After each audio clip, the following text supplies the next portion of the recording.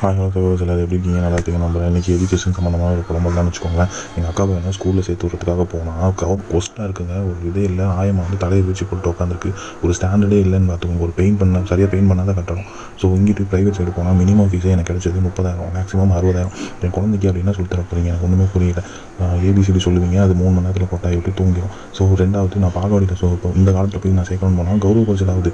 சரி, கவர்மெண்ட்டில் போய் சேர்க்கணும்னா எனக்கு கௌரவமாக இருக்கிற லெவலுக்கு நீங்கள் பால்வாடி நடத்துறீங்களா? இல்லையே. சரி, ப்ரைவேட் ஸ்கூலில் சைடில் போனால் ஃபீஸ் அதிகம். காமன் லைஃப் பீப்புள் நாங்கள் சம்பாதிக்கிற சம்பளம் கூட எங்களுக்கு வருஷத்துக்கு சேர்த்தா கூட அவ்வளோ இருக்காதுங்க. மோஸ்ட் ஆஃப் த பீப்புளுக்கு நீங்கள் என்ன ஆசையாக ஒரு குழந்தைய பெற்றெடுத்தா ஐயோ அதை எப்படி வளர்க்க போகிறோம்னு ஒரு கவலையை தாங்க நீங்கள் கொடுக்குறீங்க.